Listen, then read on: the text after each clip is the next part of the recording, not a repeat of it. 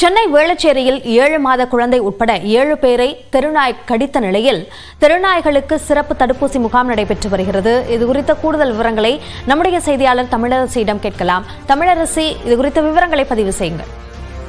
அபிநயா, நேற்று முன்தினம் வேளச்சேரி பகுதியில் 7 மாத கைக்குழந்தை உட்பட 7 பேரை தெருநாய் கடித்து அப்பகுதியில் பொதுமக்கள் பாதிக்கப்பட்டனர். அந்த பகுதியில் அதிக அளவில் தெருநாய் தொந்தரவு இருப்பதாகவும் பொதுமக்கள் புகார் தெரிவித்திருந்தனர். இந்த நிலையில் நேற்று அந்த பகுதியில் தெருநாய்களை பிடிக்கக்கூடிய பணியில் சென்னை மாநகராட்சி பணியாளர்கள் ஈடுபட்டனர். இந்த நிலையில் இன்று வேளச்சேரி பகுதியில் தெருநாய்களுக்கு தடுப்பூசி செலுத்தும் சிறப்பு முகாமானது இன்று காலை முதல் நடைபெற்று வருகிறது. குறிப்பாக சென்னையில் தெருநாய்களை கட்டுப்படுத்த புளியந்தோப்பு, லாய்ட்ஸ் காலனி, கனமாப்பேட்டை, சோழிங்கநல்லூர் உள்ளிட்ட 5 இடங்களில் இன கட்டுப்பாட்டு மையங்கள் செயல்பட்டு வருகின்றன. மேலும் புதிதாக 10 கருத்தடை மையங்களும் தொடங்கப்பட இருப்பதாக சென்னை மாநகராட்சி தரப்பில் அறிவிக்கப்பட்டிருக்கிறது.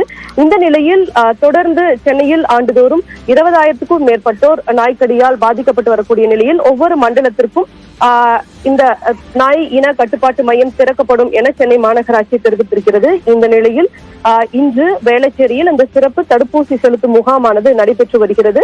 இதில் குறிப்பாக பார்க் அவென்யூ சாலை, பரணி தெரு, பவானி தெரு உள்ளிட்ட பகுதிகளில் இந்த முகாமானது நடைபெற்று வருகிறது. இந்த இடத்தில் கால்நடைத்துறை அதிகாரிகள், பணியாளர்கள் இந்த தெரு நாய்களை பிடித்து தடுப்பூசி செலுத்தி வருகின்றனர். தடுப்பூசி செலுத்தி அந்த நாய்களை மீண்டும் அதே பகுதியில் விடுகின்றனர். அதே போல இனக்கட்டுப்பாடு செய்யாத நாய்களை கண்டறிந்து அந்த நாய்களை இனக்கட்டுப்பாட்டு மையங்களுக்கு கொண்டு வந்து இனக்கட்டுப்பாடை செய்யக்கூடிய பணியிலும் சென்னை மாநகராட்சி ஊழியர்கள் ஈடுபட்டு வருகின்றனர். அபிநயா, விரிவான விவரங்களுக்கு நன்றி தமிழரசி.